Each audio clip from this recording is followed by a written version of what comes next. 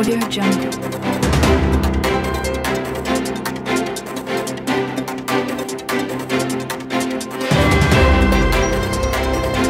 Audio Jungle.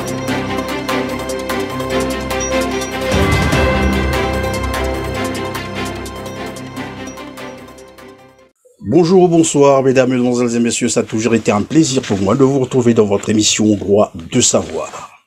La situation socio-politique actuelle du Congo-Brazzaville est de plus en plus préoccupante au point d'interpeller tout le monde.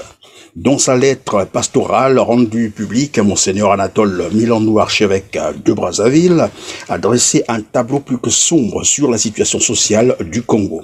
C'est ainsi que nous revenons sur cette actualité avec Jean-Noël Mabiala, président du mouvement unitaire pour la République, le MUR. Bonjour, Monsieur Mabiala. Bonjour, Monsieur Perrin. Merci beaucoup et merci d'avoir accepté donc notre invitation. Alors dites-nous, c'est quoi le MUR, le mouvement unitaire pour la République? C'est un parti politique, une dynamique, un cercle de réflexion? Le mouvement unitaire pour la République, c'est une formation politique. C'est une formation politique déclarée en France depuis le 20 février 2016.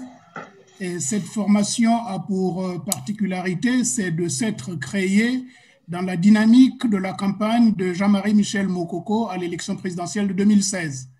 Donc nous sommes la première formation politique, après la toute première que Jean-Marie Michel Mokoko avait créée lui-même dans les années, je pense, 90. Le MUR est la formation politique que nous avons créée, en accord évidemment avec Jean-Marie Michel Mokoko pour accompagner sa candidature à l'élection présidentielle. Mais ce n'est pas une formation politique de Jean-Marie Michel Mokoko.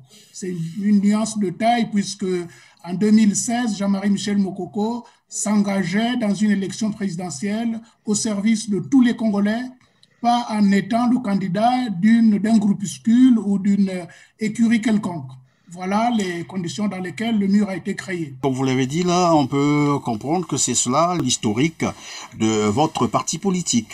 Oui, c'est la formation politique qui a canalisé les énergies, notamment dans la diaspora, pour accompagner la candidature de Jean-Marie Michel Mokoko.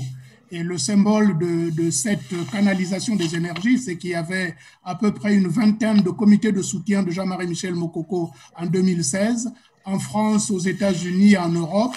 Nous avons réussi en ce moment-là de prendre attache avec toutes ces structures et à les mobiliser pour notre Assemblée générale que nous avons faite le 20 février à Lyon 2016. Qu'est-ce qu'il est devenu le MUR après l'arrestation du général Jean-Marie Michel Mokoko? Le MUR continue de travailler puisque nous sommes une structure politique complètement indépendante de la personne de Jean-Marie Michel Mokoko elle-même, que nous avons soutenu, que nous soutenons toujours.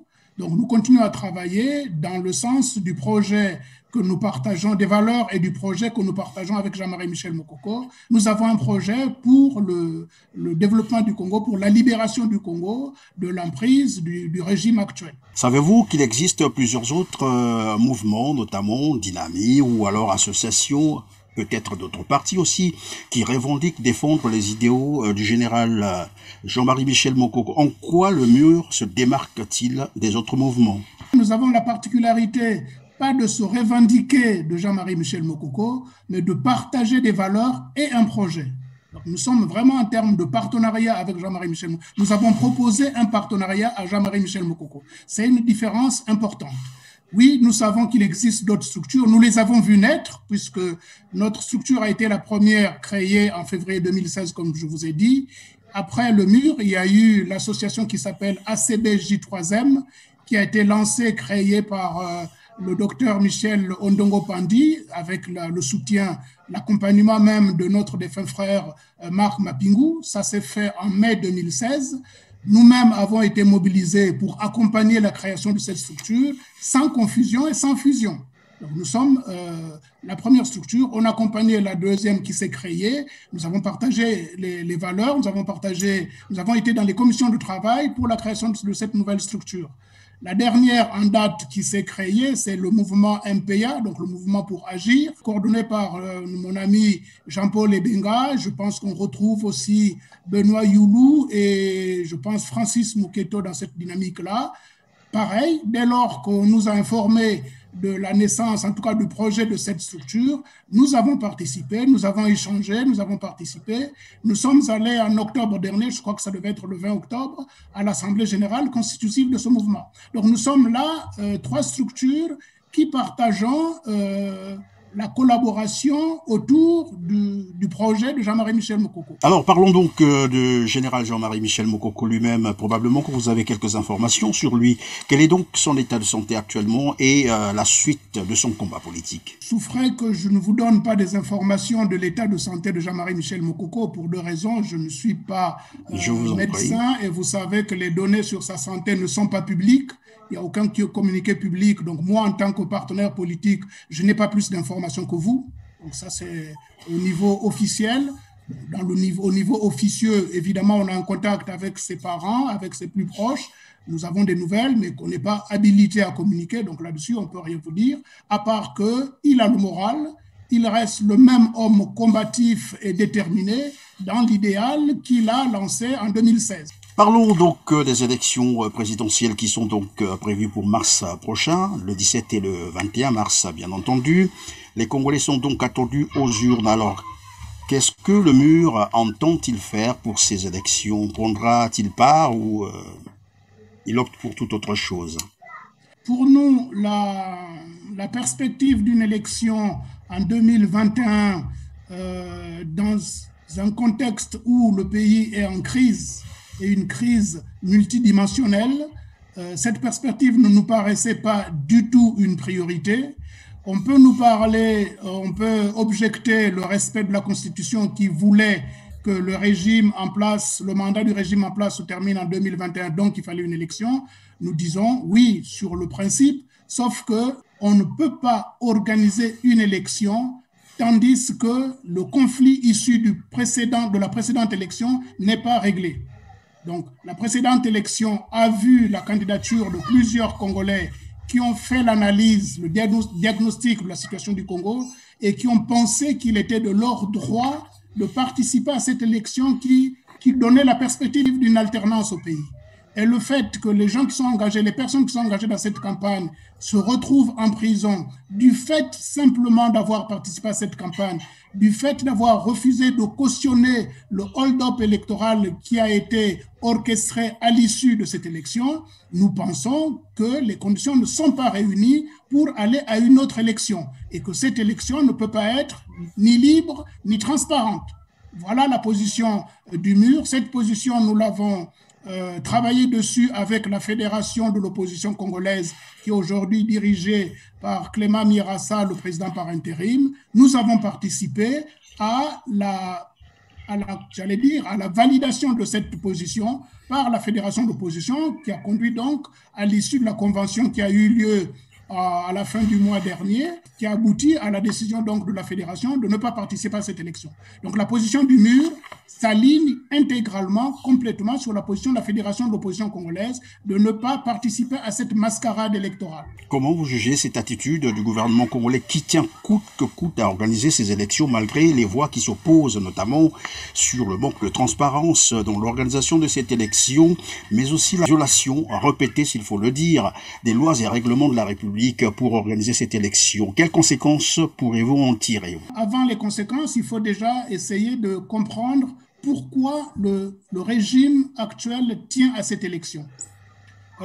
Puisque les conséquences, comme vous le dites, d'autres voix l'ont déjà évoqué. Nous avons vu que la conférence épiscopale, donc les évêques, ont évoqué les dangers qu'il y a à organiser une élection dans le contexte d'aujourd'hui. Nous savons, avec l'expérience aujourd'hui de 2016, qu'à l'issue de chaque élection naissent des tensions au Congo. Le régime de M. Sassou a l'air de se réjouir des situations de violence. C'est-à-dire ce régime prospère dans la violence et dans le conflit. Et nous pensons qu'organiser une élection aujourd'hui qui donne tous les signes de danger, tous les signes de déflagration, tous les signes de violence, est comme j'allais dire, fait exprès pour créer les conditions de tension. L'élection de 2016, contrairement au contexte qui était tendu, contrairement aux événements qui ont précédé, prenez le vote le référendum sur le changement de la Constitution. Il y a eu des tensions. L'élection elle-même a été précédée par des tensions. Sauf qu'il n'y a pas eu déflagration. Vous voyez, il n'y a pas eu déflagration, il n'y a pas eu soulèvement, il n'y a pas eu manifestation violente. Il se trouve que le gouvernement n'était pas satisfait de cette paix relative. Et c'est le gouvernement qui crée la déflagration avec ce qu'on appelait la guerre du Poul. Mais ce n'est pas une guerre, c'est un massacre délibéré des populations civiles. Notre raisonnement, c'est celui-là. Puisque le gouvernement cherche... Voilà, vous avez dit, Jean-Noël, vous avez dit massacre, oui. C'est-à-dire, vous pouvez être un peu plus explicite. C'est-à-dire que le gouvernement a lancé des militaires, des miliciens, armés d'engins de guerre sur des populations civiles. Je suis là, je n'affabule pas, je n'invente pas une réalité. C'est ce que les populations du département du Poul ont vécu pendant des mois et des mois à partir d'avril de 2016. Et vous le savez... Alors que le gouvernement se justifiait comme quoi il était en train de rechercher un fugitif. Oui, mais vous savez qu'avant de parler de fugitif, M. Sassou avait dit qu'il n'y avait pas de problème dans le Poul. Les premières réactions du régime, c'est il n'y a pas de problème dans le Poul. Il n'y a pas de crise, il n'y a rien. Tout va bien dans le Poul. Jusqu'au jour où nous avons vu, au boulevard des Armées, une cérémonie en hommage des militaires morts dans le Poul. Bon, sauf que nous sommes dans le même pays, nous sommes dans la même République. M. Sassou fait une cérémonie d'hommage aux militaires. Mais qui a rendu hommage aux civils? J'allais dire, on va utiliser un terme peut-être qui peut faire plaisir à M. Sassou, les victimes collatérales, pour ne pas dire que c'est elles qui étaient visées. Qui a fait l'hommage aux victimes collatérales? Qui a fait l'inventaire des victimes collatérales dans le Poul? Monsieur Christian Perrin, nous sommes dans un pays, nous sommes dans une nation. Comment on peut comprendre qu'en 2020, nous ne sommes pas en guerre, il n'y a jamais eu d'état de guerre déclaré au Congo.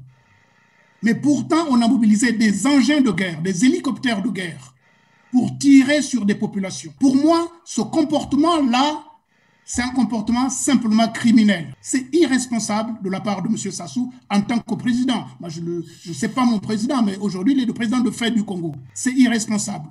Et ça, c'est des actes sur lesquels le régime de Brazzaville devra répondre un jour. Jean-Noël, nous recevions évidemment sur notre plateau ici Madame Sidonie Salabandi qui rappelait que finalement le pouvoir est toujours resté au bout du canon au Congo-Brazzaville, c'est juste la forme qui a changé. Tel que vous étiez en train d'expliquer les choses, est-ce qu'on peut comprendre que c'est la même impression que vous avez? C'est plus qu'une impression, cher ami. C'est plus qu'une impression. C'est parce qu'on n'a pas le temps de faire la litanie de tous les actes de violence auxquels le peuple congolais est confronté depuis 1977. C'est depuis 1917. Rappelez-vous que pendant 2 semaines, après la mort de 3 hautes autorités dans un pays, 2 présidents de la République et un prélat, après la mort de ces 2 hautes personnalités, il y a eu des pelotons d'exécution pendant 2 semaines. Et vous parlez de qui exactement? Il y a des jeunes certainement qui n'ont pas connu ces événements. Vous pouvez nous rappeler les noms? C'était quoi? Je vous parle de l'assassinat du président Marien Ngouabi le 18 mars 1977, l'assassinat du président Massamba Deba, dont on n'a jamais retrouvé le corps encore aujourd'hui, et de l'assassinat, le cardinal Émile Biayenda. Quand on prend ces actes-là, et ça c'est, j'allais dire, les piliers, les 3 piliers de ces 2 semaines d'horreur. Après, il y a eu des personnes, des témoins gênants qu'on a massacrés pendant 2 semaines. Donc je vous disais, j'ai encore suivi le témoignage de l'avocat Jacques Okoko, je pense, à la conférence nationale, qui disait littéralement que la responsabilité première de ces 2 semaines de massacre au Congo incombe à M. Sassou, qui était ministre de la Défense d'abord, mais surtout c'était le principal régisseur de l'ordre pendant cette période, puisqu'il n'y avait pas encore le comité militaire du parti n'était pas encore installé. Donc vous voyez, quand on parle de cet événement, on prend tous les événements qu'il y a eu par la suite. Je passe outre certains petits détails, comme les attentats de Cinéma Star dans les années 80. Pareil, les jeunes ne savent pas ce que c'est, mais concentrons-nous sur les 2 semaines de mars 77, la guerre civile de 97, les massacres qui ont suivi dans les régions de la Bouenza et du Poul, ce qu'on appelait l'opération Mouebara. Ces événements-là ne sont pas des inventions, il y a des documents qui circulent. Nous serions dans une république, dans une nation préoccupée par, j'allais dire, la paix et la sécurité. Le gouvernement aurait pu faire la lumière sur ces documents. Les documents, par exemple, sur l'opération Mouebara circulent depuis 20 ans aujourd'hui. Mais personne n'a jamais rien expliqué sur ces événements. Prenons les disparus du Beach en 1999. 350 personnes qui disparaissent. Il y a eu un procès, on va me dire. À ce procès, tout le monde a été acquitté à ce procès. Cet acquittement veut dire quoi? Qu'il n'y a pas eu mort d'homme, vous voyez? Donc, on continue, jusqu'à ce qu'on arrive à 2015, 2016, etc. Donc, le régime de M. Sassou est un régime sanglant. C'est le moins qu'on puisse dire. Je suis en situation de responsabilité. J'ai une formation politique, je m'adresse à des Congolais, je ne peux pas me permettre des approximations. Je n'ai pas à accuser Sassou de quoi que ce soit, puisqu'il n'y a pas eu procès de quoi que ce soit. N'empêche oui, mais tout au moins, il y a quand même un haut cadre militaire de son bord qui disait « Nous avons tué dans le Poul, il y a eu le ciel n'est pas tombé ». C'était là aussi un aveu, non? Oui, c'est pour ça que j'allais en arriver à ça. La première chose, je dirais, la responsabilité de M. Sassou, elle est d'abord politique. Il est à la tête du pays, il est le premier responsable de tout ce qui se passe au Congo. Tant qu'il ne donne pas les moyens de rendre justice. Pour l'instant, on n'a pas de témoignage accablant direct et pour j'allais dire, une décision de justice, nous n'allons pas parler de culpabilité du point de vue juridique. Mais politiquement, il est le premier et l'unique responsable de ce qui s'est passé au Congo. Après, on ajoute, j'allais presque dire par bonheur, la déclaration, c'est la deuxième personnalité politique au Congo, M. Okemba, qui dit en toute impunité, en toute irresponsabilité, avec légèreté, qu'ils ont massacré les gens dans le Poul et le ciel ne leur est pas tombé sur la tête. Donc, quand on prend ce genre de déclaration, on se dit, il y a problème au Congo. Oui, et pour terminer, vous vous rappelez, et c'est pour ça que quand on a affaire à M. Sassou, il faut prendre toutes ces déclarations à la lettre. En 2014 ou 2015, M. Sassou, à Kinkala, a fait une annonce, une menace. Il a parlé des gens qui ne connaissent pas le goût du sang parce qu'ils n'ont pas été blessés à la langue. Mais c'est un propos grave d'un président de la République. C'est un propos d'une gravité. Et on a vu ce qui s'est passé par la suite. Voyez, on était en 2014 ou 2015, 2 ans plus tard, dans la même région du Poul, il a fait goûter aux gens le goût du sang. Voyez, moi je crois que nous ne devons pas prendre les choses. Le reproche que je fais aux politiciens congolais, c'est prendre les choses à la légère.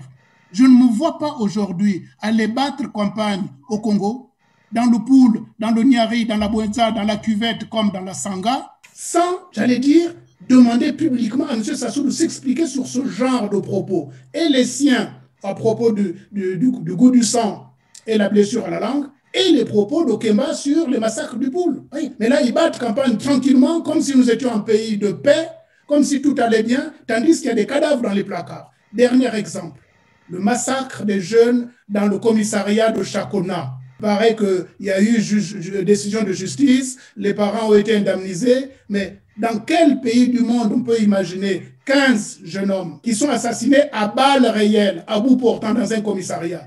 Et le directeur de la police n'est pas inquiété. Le ministre de l'Intérieur n'est pas inquiété. Le président de la République ne s'exprime même pas. Mon cher ami, dans un contexte comme ça, on ne peut pas parler d'élection. Pourtant, là, nous sommes déjà presque sur la dernière pente d'ailleurs pour les élections présidentielles de mars 2021 qui, en fait, si l'on comprend très bien, pour le régime en place, l'élection est une fin en soi.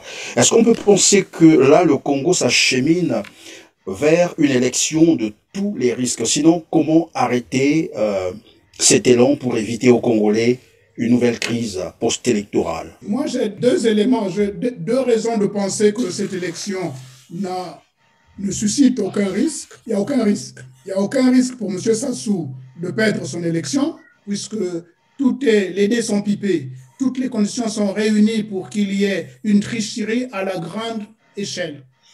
Toutes les conditions sont réunies. Je vous prends un exemple. Cette élection, il paraît, le premier tour se fait en 2 jours. Le 17 mars, c'est les forces de l'ordre qui votent et le 21, le reste des Congolais.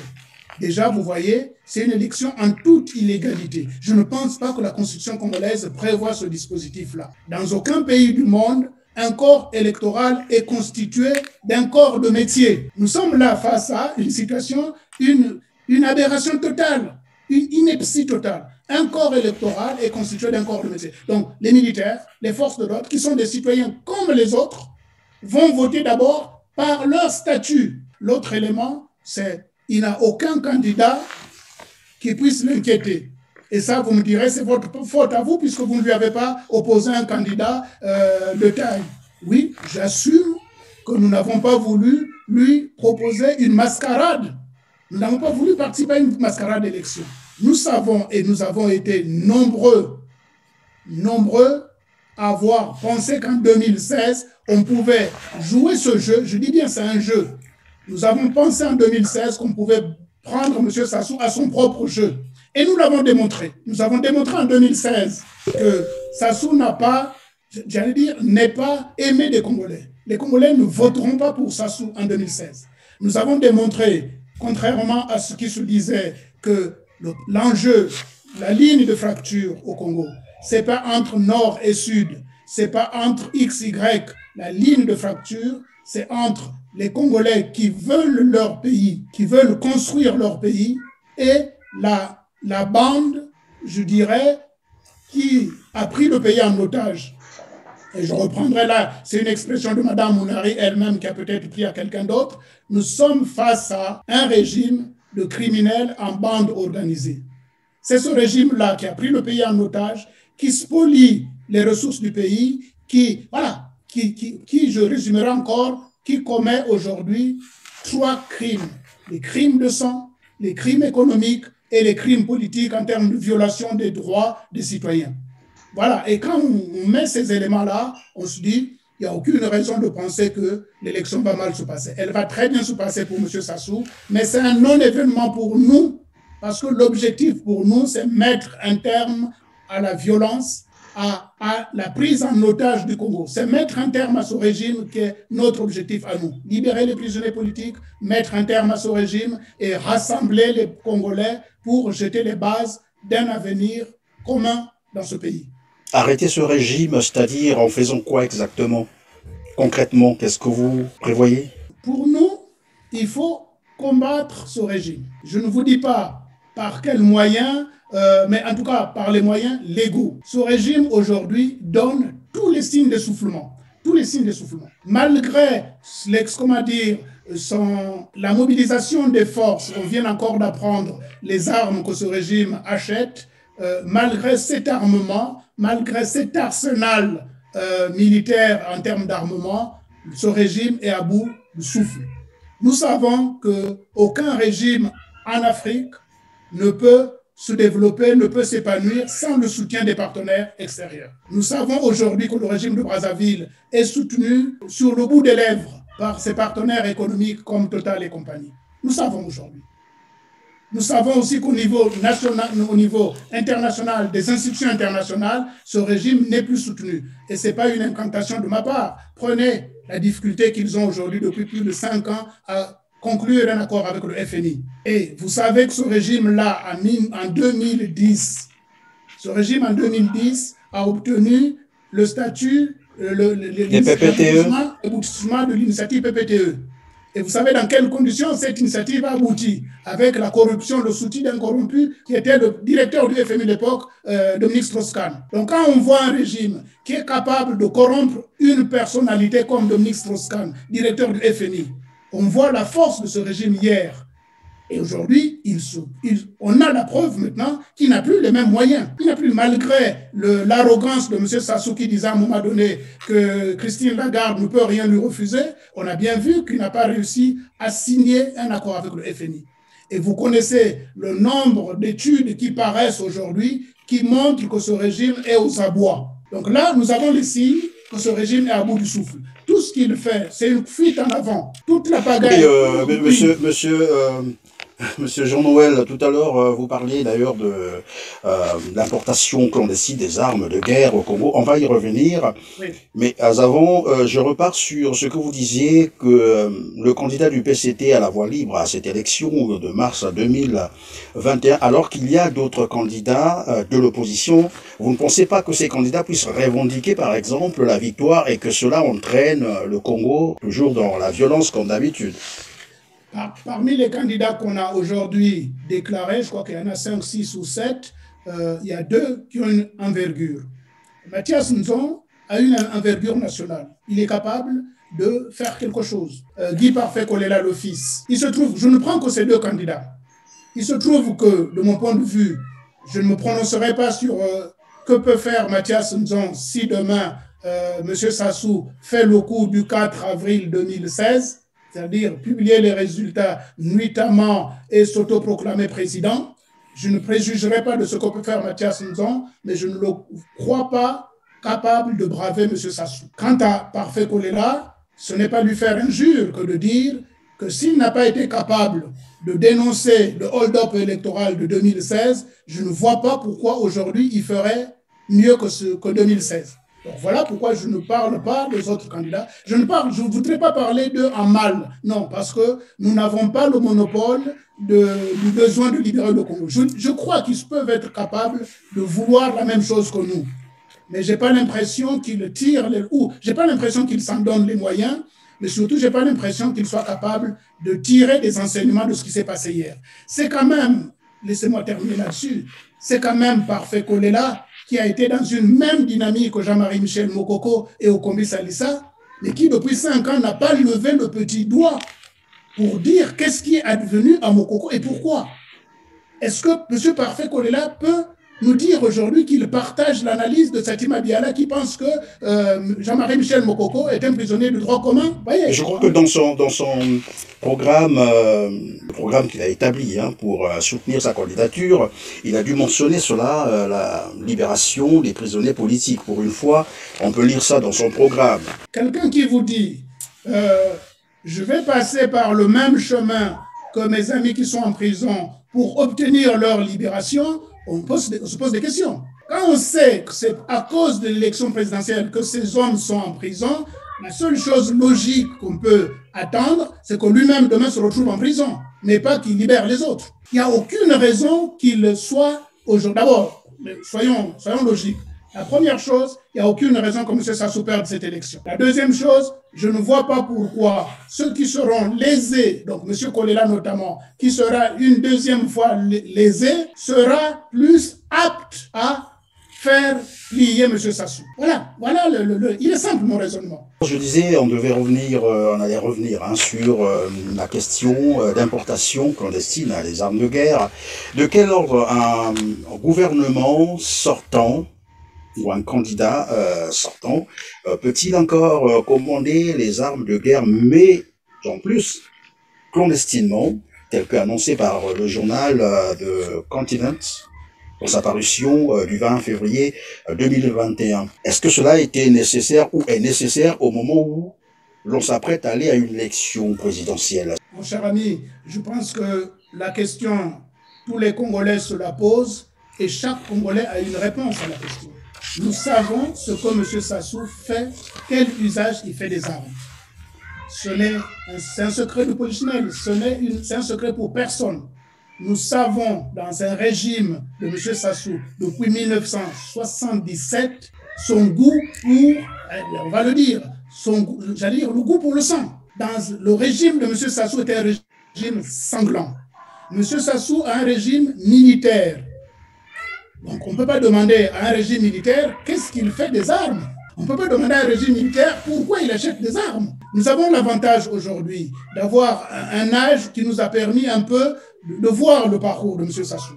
Il y a des gens plus vieux que nous qui connaissent M. Sassou. Nous savons que le Congo n'a jamais été en guerre avec aucun pays voisin. Donc s'il n'y a pas guerre avec des pays voisins, s'il n'y a pas guerre avec personne, à quoi peut servir une arme si ce n'est pas pour tuer son propre peuple? Et ce n'est pas là aussi un procès d'intention. je parle de faits. J'ai tendance, depuis que je suis engagé dans ce combat politique, j'ai toujours pensé que le premier ennemi de M. Sassou, c'est M. Sassou lui-même. C'est-à-dire qu'il suffit de regarder scrupuleusement les actes qu'il pose, on y trouve les failles même de son dispositif. Si on veut des preuves de la criminalité du régime de M. Sassou, prenez les massacres du Poul. En 2016, en avril 2016, rien ne justifiait qu'il déclenche une guerre dans le Poul. Il a fait un calcul, un petit calcul, il a fait un calcul de faire de diversion. Il va publier les résultats à 4 heures du matin, et dans la journée, il faut faire diversion. C'est un petit calcul. Sauf s'il est, je n'ose pas imaginer qu'il soit inhumain, monstre au point de penser qu'il peut faire sadiquement, sciemment, provoquer la mort des gens comme ça. Je n'ose pas imaginer qu'il se soit par sadisme. Je dirais peut-être par mauvais calcul. Il a juste vu le court terme de la diversion qu'il va créer, le temps de proclamer ses résultats, mais il n'a pas prévu les massacres qu'il va y avoir. Parce qu'il y a eu mort d'hommes, chers amis. Il peut ne pas aimer les Congolais, mais il a peut-être au moins une attention pour les militaires qui le servent. Il y a des gens de la garde présidentielle qui sont morts dans le Poul. Nous avons vu des images. M. Sassou peut-il dire que ces morts-là valaient le coup, même pour son pouvoir? Est-ce que ces morts valaient le coup? Moi, j'interpelle tous les gens qui le soutiennent. Est-ce que ces morts, mais je parle des morts du côté des militaires, je ne parle pas des Congolais. Je ne parle pas, parce que d'ailleurs, je ne parle pas, ce n'est pas les populations du Poul, ce n'est pas simplement les populations du Poul qu'on restreindrait à une ethnie. Non, c'est des Congolais qu'il y a dans le Poul. Donc, je laisse les Congolais que M. Sassou peut tuer comme des brebis, comme des cabris, comme dirait son ami Mungala, mais les militaires qui servent sa cause, les miliciens qu'il a envoyés là-bas, M. Sassou a-t-il sa conscience tranquille de voir ces jeunes-là tués pour on ne sait quelle raison? Aujourd'hui, 5 ans plus tard, aucun débat à l'Assemblée, aucun rapport à l'Assemblée sur quel était l'objectif de cette guerre, quels étaient les objectifs, ont-ils été atteints ou pas, quelle est l'évaluation et surtout, quelles séquelles aujourd'hui dans la mémoire des Congolais en termes de contentieux politiques. Donc vous voyez, pour moi, c'est des choses qu'on ne peut pas passer pieds joints sur ce genre d'événement. C'est probablement en tenant compte de tous ces aspects qu'évidemment, Monseigneur Anatole Milandou s'est finalement adressé, s'il faut le dire, aux Congolais. Vous avez probablement suivi cette sorte de réquisitoire qu'il a eu à faire contre le système en place. Mais est-ce qu'on peut considérer ce réquisitoire comme étant un mot d'ordre adressé à l'endroit des Congolais pour qu'ils prennent leurs responsabilités? Je dis simplement que aujourd'hui, la déclaration de Monseigneur Milandou, qui rejoint, qui renforce ou qui répète celle que l'Église épiscopale, le conseil épiscopal dans lequel il figure, donc il fait partie de ce conseil, est un cri de cœur. C'est un cri du cœur des Congolais. L'Église aujourd'hui est au cœur du village, comme on dit, donc au courant de ce qui se passe. L'Église ne vit pas en autarcie. Ils ne sont pas dans des monastères, les évêques. Ils sont au contact des Congolais. Ils voient les défis auxquels les Congolais sont confrontés, que la conférence épiscopale a énumérés. On n'a pas à les citer, on les reprendrait. Ces défis-là sont connus de tous. Ce qui est intéressant aujourd'hui, avec les prises de position, pas des prises de position, le relais de cette détresse des Congolais par les évêques et l'Église, ce relais-là donne une force. Ça donne une force parce que ça dépolitise le débat. On n'est plus dans un débat entre des opposants, M. Sassou, et les Congolais.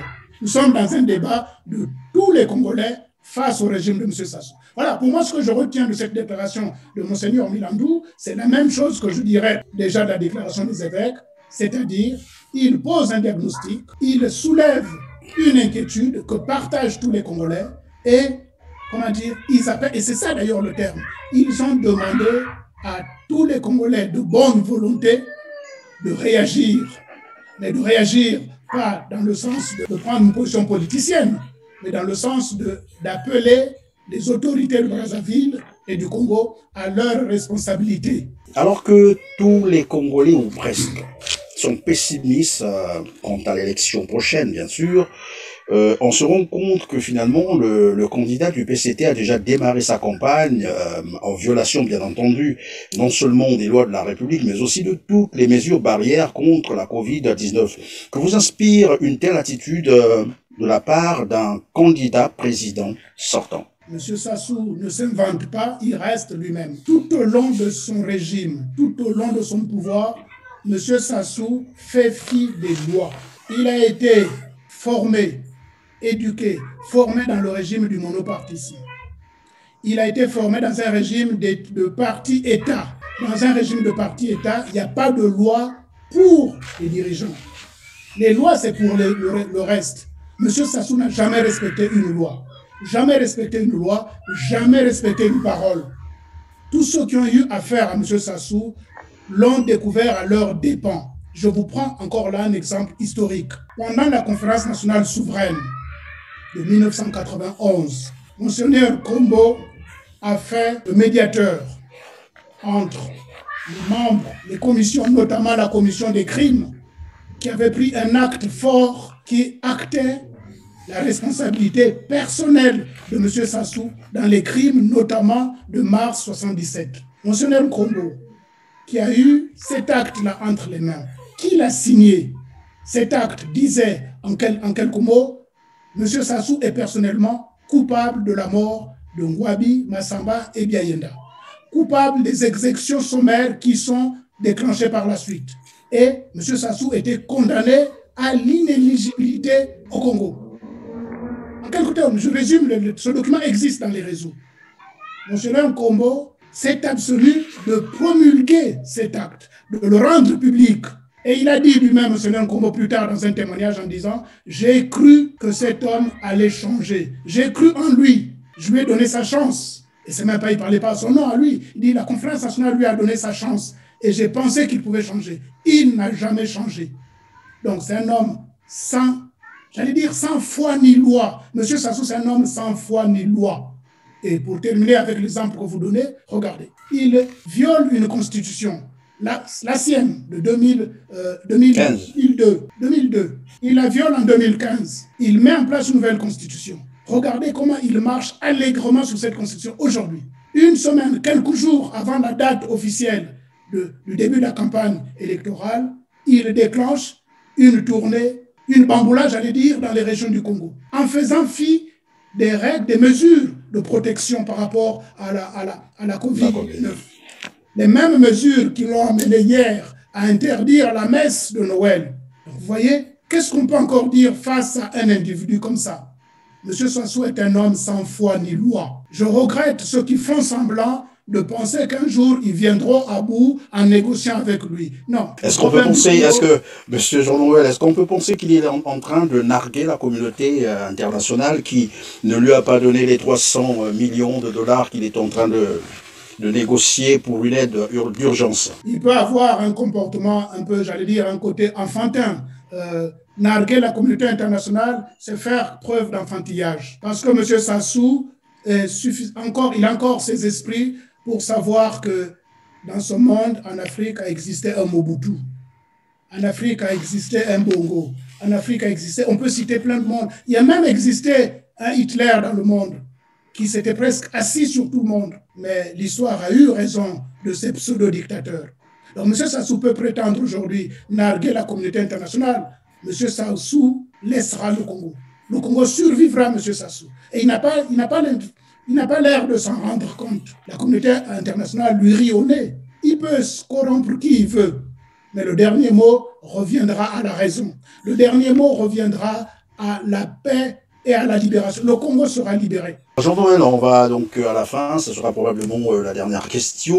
Vous avez aussi suivi, je crois, à travers les réseaux sociaux, la tournée de Denis Sassou Nguesso dans les plateaux, où il a reçu une malle d'argent liquide, bien entendu, près de 100 millions de francs CFA, qui lui ont été donnés par, entre guillemets, les cadres des plateaux pour sa campagne. Ce qui a attiré l'attention de plus d'un Congolais, c'est qu'on lui apporte une malle comme ça, d'argent liquide, dont on dirait un département aussi enclavé et qui manque de tout. Comment est-ce possible? J'aurais presque envie d'évoquer la loi, mais quelle est-elle la loi? Quelle est la loi sur le soutien d'un candidat? La collecte de fonds, est-ce qu'il y a des plafonds? Est-ce que c'est encadré par la loi? Je n'en sais rien. Quelle est la loi en matière de circulation d'argent dans un pays? En matière de circulation de l'argent numéraire, des espèces, quelle est la loi? Vous voyez, il y a plein de questions de légalité. Mais comme je vous ai dit, dans un régime sans foi ni loi, inutile de faire recours à la loi. L'analyse, la question qu'on peut se poser aujourd'hui, c'est d'où vient cet argent? D'où vient cet argent? Il y a plusieurs façons de traiter cette question. Quels sont les cadres? Quelle est la situation de ces cadres? Et surtout, quelle est l'intention de ces cadres? Est-ce que c'est de l'argent qu'ils mettent à la disposition du président pour un investissement sur lequel ils attendent un retour sur investissement? Ça veut dire une corruption en perspective.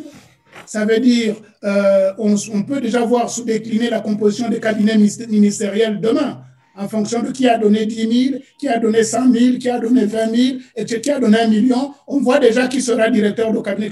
Donc déjà ce climat-là, il est malsain dans un pays. Et dans un pays où la corruption bat son plein. C'est M. Sassou qui a mis en place un haut comité de lutte contre la corruption. Et quand on met en place un tel dispositif, c'est qu'on reconnaît officiellement qu'il y a de la corruption dans son pays. Et quand il y a de la corruption dans son pays, on ne se fait pas livrer une malle de 100 millions en espèces en public. Dans un village en plus. Dans un village. Et l'autre chose qu'il faut évoquer, qui peut imaginer que M. Sassou manque d'argent? Qui peut imaginer que M. Sassou manque d'argent? Moi, je me rappelle, j'étais encore à la fac dans les années 80, 85, 90. La rumeur courait qu'avant qu'on paye les salaires, les malles partaient d'un Mpila pour le trésor. Donc, ce n'est pas Mpila qui était l'annexe du trésor, c'est le trésor qui était l'annexe du trésor public qui était basé en Mpila. Donc, dans ce schéma-là, et je sais que quand les Congolais disaient ça, ils ne mentaient pas. J'ai eu, après le recul, les hauts cadres de l'administration qui nous ont confirmé qu'à un moment donné, il n'y avait plus rien au trésor public. Il n'est pas exclu qu'aujourd'hui, on soit dans la même situation. Là encore, les adversaires politiques raconteront ce qu'ils voudront. Je prends un seul exemple. Un trésor public d'où disparaît 14 000 milliards. Un trésor public d'où disparaît 14 000 milliards. Et 5 ans plus tard, aucune explication, ni du chef de l'État, ni de qui que ce soit. Alors, dans un pays comme ça, comment on peut me faire croire que les 100 millions qu'on a vus à Djambala ne venaient pas d'Oyo ou de Mpila? Surtout qu'il y a une banque centrale à Oyo. Est-ce qu'on peut parler là d'un blanchiment d'argent? 14 000 milliards disparaissent là, on retrouve 100 millions de l'autre côté qu'on ne peut pas justifier. Est-ce que ce n'est pas un mécanisme de blanchiment d'argent? Moi, je pense, mon cher ami, qu'on n'a même pas les mots. Les mots nous manquent pour qualifier ça. Les mots nous manquent. Il est simplement à constater que c'est sidérant de voir que dans un pays, 14 000 milliards disparaissent, personne ne rend compte, et aujourd'hui, mais ce n'est pas simplement les petits 100 milliards, les 100 millions qui vont nous interpeller, mais tout l'argent que M. Sassou déploie aujourd'hui dans sa campagne vient d'où? Je vous prends un autre exemple. Il y a des ministres, je crois que c'est 80% des ministres et des hauts cadres qui sont dans son équipe présidentielle. Ces personnes-là, à quel moment ils cessent de travailler pour le Congo? Comment c'est organisé? Le temps qu'ils mettent à la campagne et le temps qu'ils mettent au service du Congo. Qui gère ça? À qui on rend compte de ça? M. Collinet est parmi peut-être la deuxième personnalité de la campagne. À qui il rend compte de son emploi du temps? Donc je pense que toutes les analyses qu'on peut faire ne tiennent pas avec M. Sassou. M. Sassou est à la tête d'un régime de criminels en bande organisée sans foi ni loi. Qu'on va retenir, nous sommes dans un pays où 25 milliards de dollars peuvent disparaître. Personne n'est inquiété, personne n'est interpellé. Nous sommes donc là à la fin de notre émission. Probablement que vous avez un mot de la fin pour clore. Alors, oui, je pense que l'intérêt de cet échange, c'est pas fustiger M. Sassou. Je pense qu'on n'avait même plus à le faire. Les Congolais connaissent à qui ils ont affaire. Les Congolais savent ce qu'ils souffrent à cause de ce régime.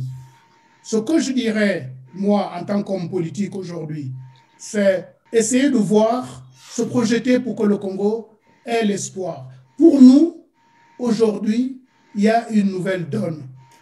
Je répète ça à longueur de journée depuis quelque temps. Il y a une nouvelle donne parce que la situation est mature. L'analyse de tout le monde, toutes les analyses montrent aujourd'hui que le Congo est dans le gouffre. À partir de là, on fait quoi?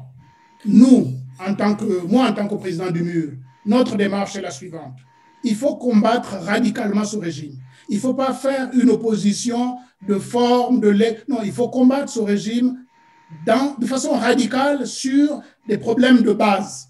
Et les axes du combat contre ce régime doivent porter sur l'ADN même de ce régime. Et l'ADN de ce régime, c'est la violence, l'incompétence et la corruption. Il y a 3 choses qui font l'ADN de ce régime. Et il faut combattre ce régime sur ces aspects-là. Deuxième chose, nous portons la voix des sans-voix. Le MUR et toutes les structures que nous mobilisons aujourd'hui, parce que nous avons lancé depuis 1 mois ce qu'on appelle la dynamique pour la restauration de la République et le rétablissement de l'ordre démocratique au Congo. Cette dynamique-là veut porter la voix du peuple congolais qui est aujourd'hui séquestré, meurtri, violenté, spolié et désespéré. Et dernier point, nous sommes en train de nous organiser. En tout cas, nous participons, nous ne sommes pas les seuls, on n'a une exclusivité là-dessus. Nous participons à une dynamique qui vise 3 objectifs. Je dis aux Congolais aujourd'hui que nous travaillons en silence sur 3 objectifs. Tout faire pour libérer les prisonniers politiques. Le premier objectif. Le deuxième objectif, nous devons dénouer le goulot d'étranglement du peuple congolais aujourd'hui. Les salaires qui ne sont pas payés, les pensions qui ne sont pas payées, la dette intérieure auprès des opérateurs économiques du Congo. Nous travaillons dans ce sens, augmenter la pression pour dénouer ce goulot d'étranglement, pour l'amener à lâcher du lest sur ces dimensions-là. Mais pour nous, le but, ce n'est pas qu'il lâche simplement du lest. Le but, c'est qu'on mette un terme à ce régime, c'est-à-dire le pousser soit à la démission, soit par tous les moyens le pousser à arrêter le massacre des Congolais, arrêter. Voilà, notre but aujourd'hui, à court et moyen terme, c'est mettre fin à ce régime par les voies légales. Et ça, c'est mon dernier mot, puisque depuis que nous avons lancé cette offensive dans les médias, il y a beaucoup de compatriotes qui nous appellent en essayant de nous piéger sur « Ah, mais M. Sassou n'entend que le discours des armes, entendez-vous le combattre sur le terrain des armes ?» Et ça, ce sera mon dernier mot. Nous n'avons aucune prétention de combattre M. Sassou sur le terrain de violence. Et en cela, nous nous réclamons entièrement du combat mené par Jean-Marie Michel Mokoko. Jean-Marie Michel Mokoko n'a jamais eu l'intention de croiser les armes, de croiser le fer avec M. Sassou. Il est un pacifiste, il croit en la force des Congolais, qui est à l'intérieur des Congolais, il croit en l'unité nationale, et nous pensons qu'il existe encore aujourd'hui des cadres intègres au Congo, des Congolais cadres ou pas, qui veulent de leur liberté et qui veulent de leur pays en paix chez eux.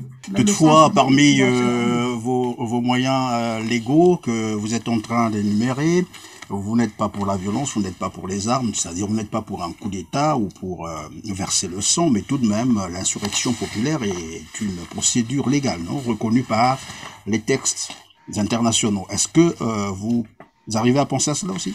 L'avantage d'une insurrection populaire, c'est qu'elle n'est diligentée par personne. Quand elle est instrumentalisée, elle ne marche pas. Quand elle vient du peuple, du plus profond du peuple, il n'y a pas besoin que quelqu'un donne un mot d'ordre. Donc, il n'y a pas besoin que ce soit moi, dirigeant du MUR, qui appelle à l'insurrection. Le jour qu'il y aura insurrection, c'est que le régime de Sassou aura réuni les conditions de l'insurrection.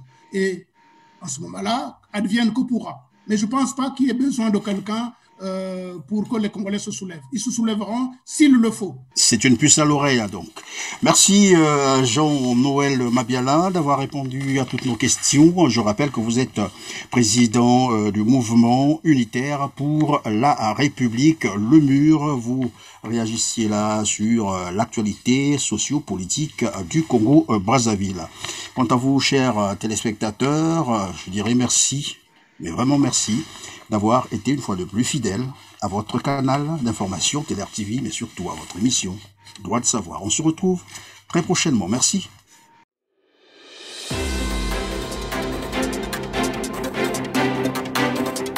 Audio Jungle.